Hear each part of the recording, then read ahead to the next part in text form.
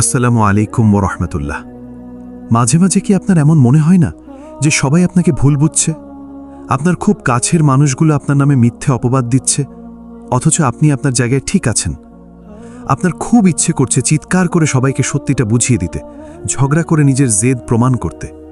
কিন্তু বিশ্বাস করুন, ঠিক সেই মুহূর্তেই ইসলামের সবথেকে বড় শিক্ষা হলো চুপ থাকা।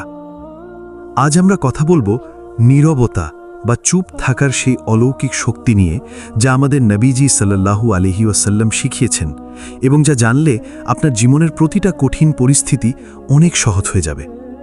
শেষ পর্যন্ত আমার সাথে থাকুন, কারণ ভিডিও শেষে আমি এমন একটা সত্য কথা বলবো যেটা শুনলে আপনার আর কারো ওপর কোনো অভিযোগ থাকবে না।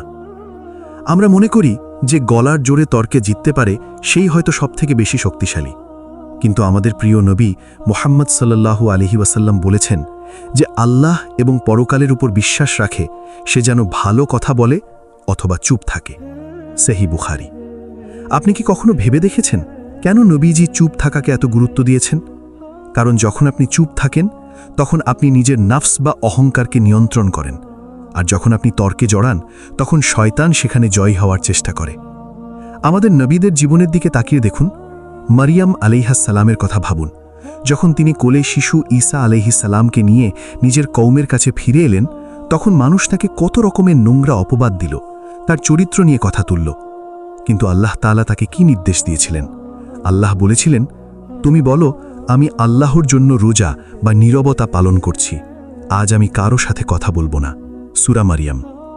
একটু ভেবে দেখুন তো, নিজের ইজ্জত বাঁচানোর জন্য মারিয়াম আলাইহিস সালাম কিন্তু ঝগড়া করেননি, তিনি চুপ ছিলেন, কারণ তিনি জানতেন তার হয়ে তার রব জবাব দেবেন। আর কি হলো? দোলনায় থাকা শিশু ঈসা আলাইহিস সালাম অলৌকিকভাবে কথা বলে উঠলেন এবং তার মায়ের পবিত্রতার সাক্ষী দিলেন। এটাই হলো চুপ থাকার শক্তি। যখন আপনি আল্লাহর উপর ভরসা করে চুপ থাকেন, তখন আল্লাহ আসমান থেকে আপনার জন্য কোনো না কোনোভাবে সাহায্যের ব্যবস্থা করে দেন। আপনার সাথে যখন কেউ অন্যায় করে, তখন আপনার ভেতরটা জ্বলে ওঠে, আপনি চান সাথে সাথে তার জবাব দিতে। কিন্তু প্রিয় ভাই বা বোন আমার, আপনি যদি তখন চুপ থাকেন, তার মানে এই নয় যে আপনি দুর্বল। আপনি যদি তখন তর্কে জড়াতেন, তবে হয়তো আপনিও তার মতো নিচু মানসিকতার হয়ে যেতেন। আপনি চুপ আছেন কারণ আপনি আপনার বিচারটা আরশের মালিকের হাতে ছেড়ে দিয়েছেন। একটা গল্প বলি। এক সাহাবী নবীজির সামনে বসেছিলেন। হঠাৎ এক ব্যক্তি এসে সেই সাহাবীকে অকথ্য ভাষায় গালিগালাজ করতে লাগল।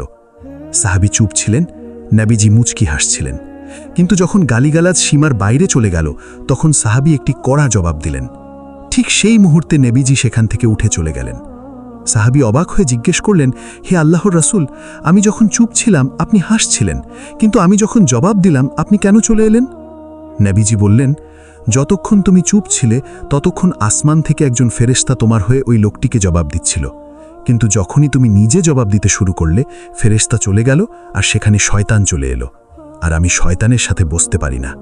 সুনানে আবু দাউদ। সুবহানাল্লাহ। একবার ভাবুন, আমরা যখন মানুষের গালির জবাবে চুপ থাকি, তখন ফেরেশতারা আমাদের হয়ে লড়ে। আমরা কি সেই ফেরেশতার সাহায্য চাই না? আমাদের জীবনে অনেক সময় এমন আসে যখন আমাদের খুব আপন মানুষগুলো আমাদের অবহেলা করে।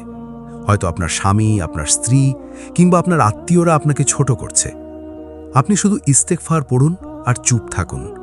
নিজের আমল দিয়ে নিজের উত্তর দিন। চুপ থাকা মানে পরাজয় নয়।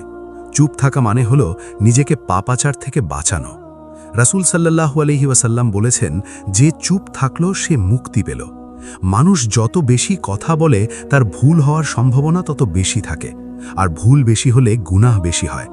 তাই যদি আপনি আপনার আখিরাত গোছাতে চান, তবে জিভকে নিয়ন্ত্রণে রাখা শিখুন।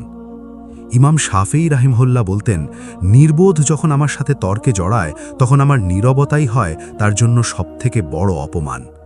যারা আপনাকে ছোট করে তারা চায় আপনি তাদের মতো নিচে নামুন। আপনি চুপ থেকে নিজের আভিজাত্য বজায় রাখুন। আপনার নীরবতা যেন আপনার ব্যক্তিত্বের গভীরতা প্রকাশ করে। মাঝে মাঝে আমাদের নিজেদের মনের ভেতরেও অনেক অশান্তি হয়।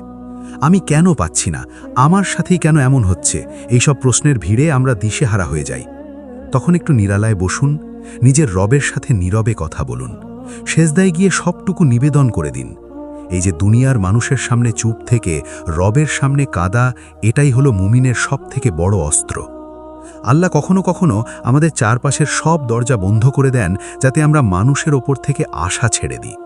আপনার এই একাকিত্ব, কেউ আপনাকে বুঝছে না, এগুলো কোনো শাস্তি নয়, এগুলো হলো আল্লাহর এক বিশেষ নেয়ামত। তিনি চান আপনি যেন মানুষের ভিড় থেকে নিজেকে গুটিয়ে নিয়ে শুধু তার সাথে সম্পর্ক তৈরি করেন। সব শেষে সেই গভীর সত্যটা বলছি, যেটা আপনার পুরো চিন্তা বদলে দেবে। চুপ থাকা মানে হলো নিজের সীমাবদ্ধতাকে স্বীকার করা এবং আল্লাহর অসীম ক্ষমতাকে বিশ্বাস করা। যে ব্যক্তি মানুষের তর্কের ঊর্ধ্বে উঠে চুপ থাকতে শেখে, আল্লাহ তার জন্য হৃদয়ে জান্নাতি প্রশান্তি ঢেলে দেন। আপনার এই নীরবতা যদি আল্লাহর সন্তুষ্টির জন্য হয়, তবে নিশ্চিত থাকুন আল্লাহ আপনাকে এমন এক সম্মান দেবেন যা দুনিয়ার কোনো মানুষ কোনো দিন কেড়ে নিতে পারবে না। অপেক্ষা করুন সেই দিনের জন্য যখন আপনার হয়ে আপনার আমলনামা কথা বলবে। নীরব থাকুন, ইবাদতে মগ্ন থাকুন এবং নিজের রবের ওপর পাহাড় সম অটুট বিশ্বাস রাখুন। যেখানে মানুষ আপনার শেষ দেখছে, আল্লাহ সেখান থেকেই আপনার নতুন এক ইজ্জতের গল্প লিখছেন ইনশাআল্লাহ।